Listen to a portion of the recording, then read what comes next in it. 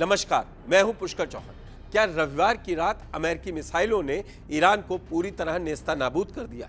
Donald Trump ने अपने social media truth social पर ऐसी खौफनाक तस्वीरें डाली हैं जिन्हें देखकर पूरी दुनिया की सांसें अटक गई हैं। ट्रंप खुद को दुनिया का अभिभावक यानी ठेकेदार बता रहे हैं और ईरान को मटियामेट करने की धमकी दे रहे हैं। लेकिन इस प्रोपेगेंडा और तस्वीरों का असली सच क्या है? क्या वाकई रविवार रात को बम चले या ईरान ने अमेरिकी बेस पर हमला किया?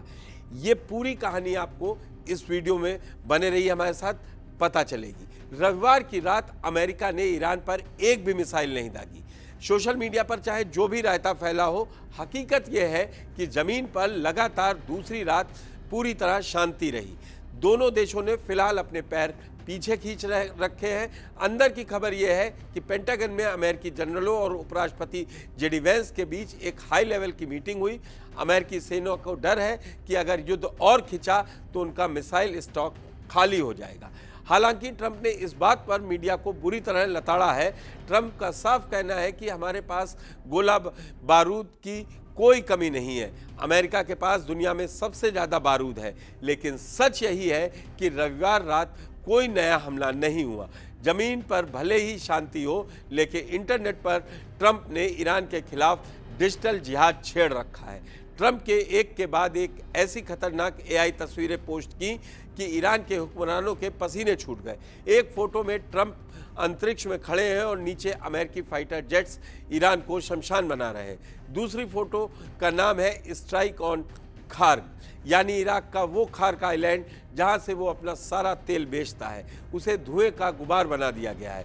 और हद तो तब हो गई जब ट्रंप ने एक ईरानी तेल टैंकर पर अमेरिकी झंडा गाड़ते हुए फोटो शेयर की और लिख दिया, it's our oil tanker now, यानी ये तेल का टैंकर अब हमारा है। ट्रंप सीधा और कड़ा मैसेज दे रहे हैं कि अगर प्यार से नहीं माने तो तुम्हारी अर्थव्यवस्था की रीढ़ की हड्डी यानी तुम्हारा तेल का कुआं सचमुच ऐसे ही फूंक देंगे।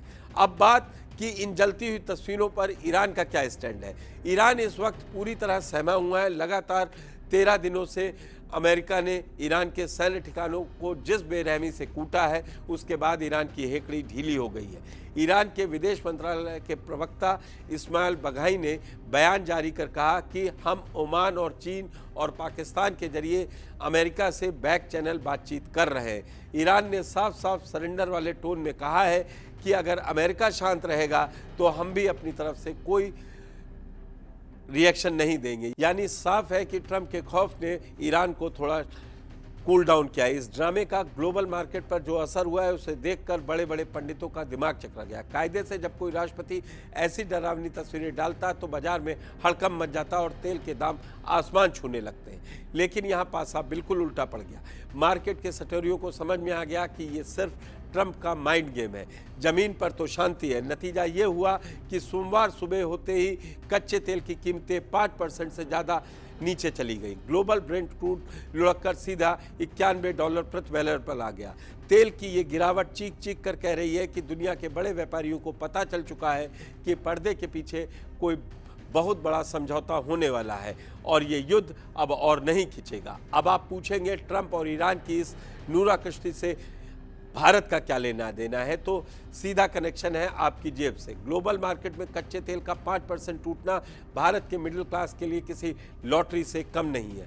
अगर इंटरनेशनल मार्केट में कच्चे तेल की ये मंदी 2-4 दिन और टिक गई तो हमारे देश में भी पेट्रोल और डीजल के दाम नीचे आ सकते हैं। यानी ट्रंप उधर सोशल मीडिया पर ईरान को कूट रहे हैं और इधर हिंदुस्तान की जनता को महंगाई से बड़ी राहत मिलने की उम्मीद जग रही है। कहानी का लब्बो-लुबाब ये है कि ट्रंप सोशल मीडिया पर एआई के जरिए ईरान की छाती पर मूंग दल रहे हैं, लेकिन हकीकत में दोनों ही देश इस वक्त फुल स्केल वॉर से डर रहे हैं। तेल का सस्ता होना पूरी दुनिया और भारत के लिए राहत की बात है।